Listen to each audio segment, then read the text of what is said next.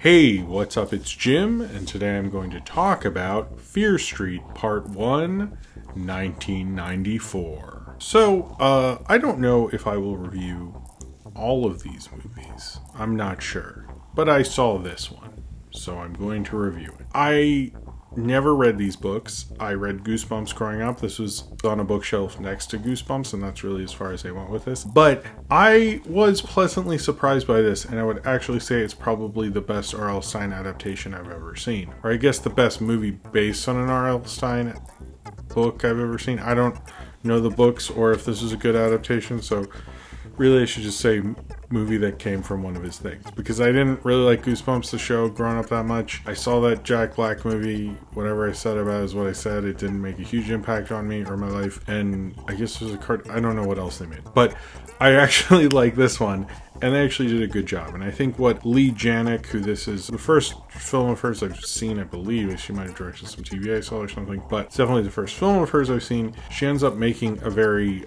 kind of, I would say this is like pop horror, where it's very fun. It has very obvious needle drops throughout the 90s. Some that are actually not from actually 1994, which is weird. But I mean, I know movies do that, but it's sort of like you put it in the title, and I don't actually know why this is called. You could just call this the mid-90s Fear Street or whatever.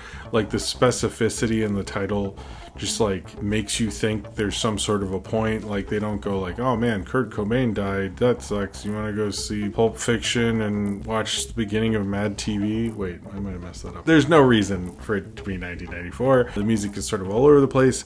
It has very little hip-hop in a year that you got, you know, Illmatic and 36 Chambers and Ready to Die and Reasonable Doubt, and, you know, Snoop Dogg was at, you know, his big peak right there, and there was like so much going on in hip-hop. You probably, or the first Outkast album, and you probably, you know, wouldn't want to completely ignore that, but I guess, you know, you're gonna say, oh well, white kids didn't listen to hip-hop, even though everyone knows it did. And in this video essay I will show that the prevalence of 90s movie soundtracks having literally nothing to do with hip-hop is the rise of, that does kind of bug me, because the 90s soundtracks seem to very much unpoliticize the 90s. Any music that had any political or social ideas at the time are never on these soundtracks, which is like fucking interesting. Shows you who won from the 90s were not the kids who had any sort of music taste. This soundtrack was fun if you want to, you know, not really like the 90s, because I was a real 90s kid and I know that shit. And this was like, I don't know, it's like, I get it, you like Closer and a few other things. I mean, that's Cypress Hill and like, I think one Death Row song. Where's Tupac, guys? Come on. I could go on about my issues with the soundtrack of this movie, but like not having Illmatic and having a movie take place in 1994 shows me that you're fake. But calling shit on you all day. It's like, you have enough time for Bush, but not Nas? What the fuck? And Garbage didn't come out, and whatever. I could go on. But what I think this does is it's very much calling back to specifically Scream, which influenced a whole bunch of knockoffs, which is hilarious because Scream was like a comment on something referencing a bunch of stuff, and then you got all these other movies. And I don't like any of the knockoffs. Like, I like Scream, I have some nostalgia for the sequels, but this is probably the best sort of post-Scream horror movie I've ever seen in a lot of ways. It's one I would watch again and again. This movie is very fun to watch. It's very edited in a very quick, fun way. It has fun things with the music. They actually use the music well. Like, I've heard people mention the hallway scene where it shows different kids in the high school hallway and has different music cues for it, so it shows you, even though it's this big hallway, that experience of the hallway is different from each student, which I thought was actually really smart and nuanced. They actually have good actors in each of these things. One of the things that sort of sucks about 90s horror post-Scream is, like, even though Wes Craven casts like Neve Campbell and Drew Barrymore, he basically, you know, picked a bunch of unknowns for everybody else, so that's why that cast is so strong, and literally no one else did that.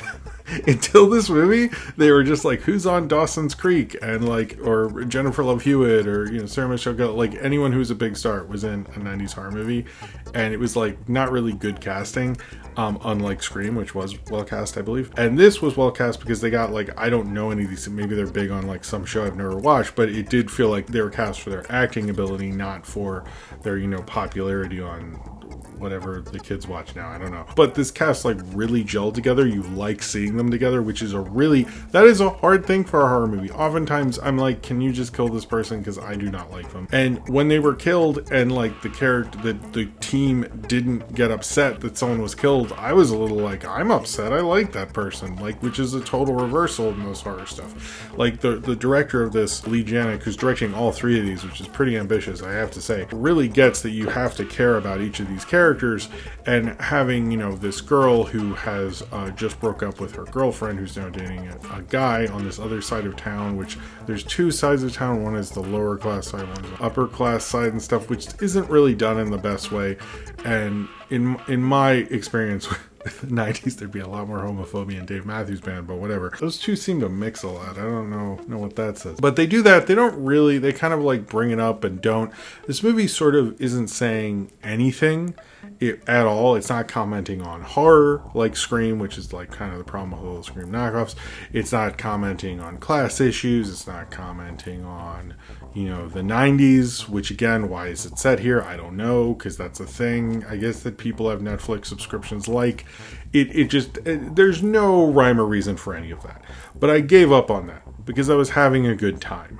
This is like a great pop album. This is like Nirvana's Nevermind or something, where it's like it honors punk, it gets what it's trying to do, it's poppy as all hell, and it's really enjoyable, and you kind of sort of can't deny it in a certain way. It gets that earwormy way that you kind of fall in love with it. Like if this was playing again, like I would maybe watch this again. This is very fun, enjoyable. It reminds me of like the fun of watching a good Adam Wingard, like The Guest or something. What I liked about that. Now is it's not as good as that, or again, like using genre in a specific way. It uses genre in a very, I'd say, broad way that almost, you know, you could say like, okay, you've watched Scream at certain times, but it's really amazing at it. Lee Janik really gets the fun of horror. Like I feel like not only does she like horror, she wants you to have fun with it, and it still is very much a horror movie. The kills are pretty extreme and crazy, and I was actually a little shocked by it.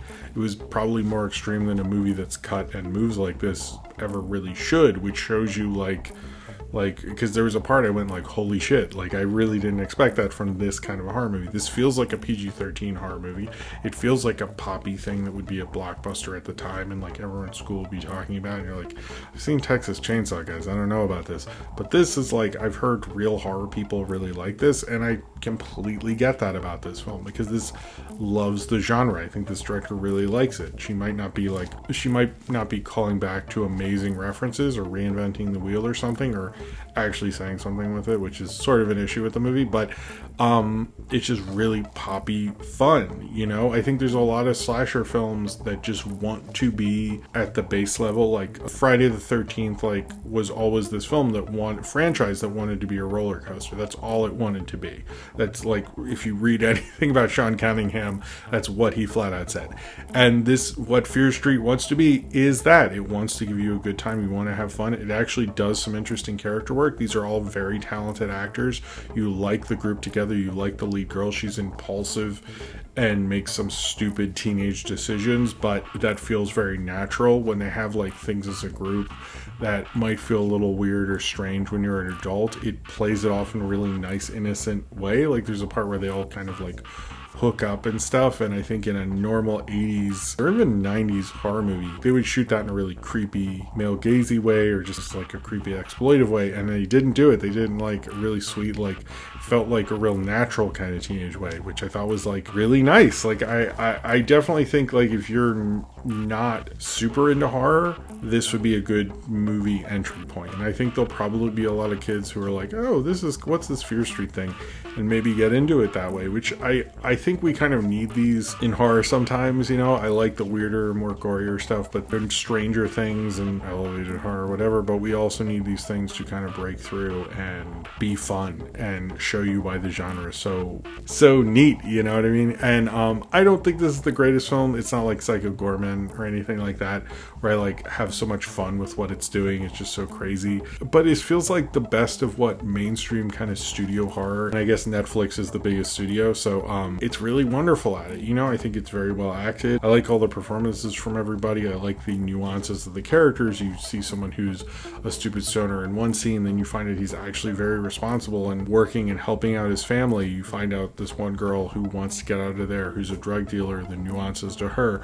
These aren't just one-note characters, but it's playing in a kind of a genre that typically uses people as one-note characters. You know, it's probably a little more Halloween than Friday the 13th, but it has the energy of Friday the 13th. Or it's probably more like written like Halloween, but has the energy of Friday the 13th. That's probably the best way to say it. Whereas like Halloween, I think I care about all those characters, but the energy of Friday the 13th I find fun and very watchable, although Halloween's obviously the greatest. This got me in, and I was wondering how the hell are they going to get anyone to watch 3 of these things back to back? Like, each of these things have to hit or you're not coming back, because this isn't if this is an hour, sure, but like this is like an hour 40, and like you really have to make that count.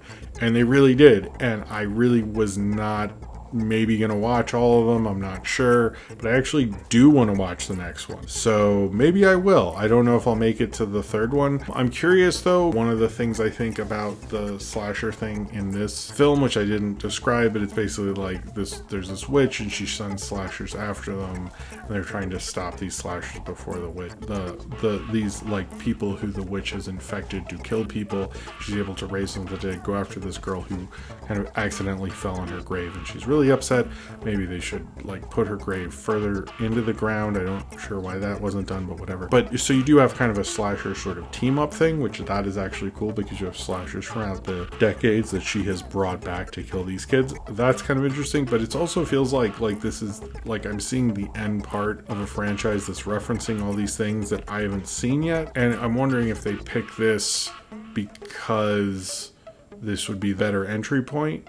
Really, I'm curious how this story moves and flows, because this does feel like more of like the ending and less of the beginning, but maybe there is a reason for that. I'm actually really curious about how this all flows together and like what the whole end of this will be, how this works throughout these 3 films basically. But I can't really speak on all 3. I can only speak on 1994. It was just really captured that period in horror, which was not, 90s weren't a great period in horror. I'm a little surprised you'd want to set a horror movie in the 90s, because the 90s sort of sucked when it came to horror. Outside of Scream and Cube and a few outliers, it wasn't a great horror decade, but it was able to capture what was great about horror in that decade, which is pretty amazing. I mean, Scream has become a favorite, like an all-time classic, so it makes sense, but you know, although I believe he was making New Nightmare then, so why isn't, whatever. It's just a really fun, wonderful little horror film that just like gives you entertainment and thrills. Like, James Wan is probably jealous of this film, because this is far more entertaining than his recent Conjuring film. You can have a cold beer with this, watch various different slasher villains. They have like a girl with a knife, they have a guy with an axe with a mask on his head like Friday the 13th Part 2, they have a skull mask guy like Scream, they have like a bevy of cool, interesting little slasher guys. And I don't think we get teams of slashers, we usually get one, so it actually is like inventive, it's fun, it gives you a sense of urgency about where it's going, maybe too much in some scenes, but it all kind of comes together at the end, and since it happens at the end, you sort of believe it came together the whole time. So it definitely works. Of the kind of bigger, more promoted horror films of this year, maybe this is probably one of the better ones. Of horror movies I've seen this year, I mean, George Romero came out with a movie, and there was Psycho Goreman, so, you know, this isn't like top tier or anything, but in terms of poppy fun, which I think horror kind of needs sometimes, especially poppy fun that works as well as this does, this is endlessly enjoyable, a lot of fun, and really compelling. There's not a lot of fun poppy horror films that are this compelling and this inviting in, and that make you want to continue following these people trying to find out what exactly is going on with this witch and why she's after this kid. It just kind of put me under its spell, and I was happy to go along with it. So if you have seen Fear Street 1994 and you would like to talk about it, then comment below in the comments and subscribe if you would like to.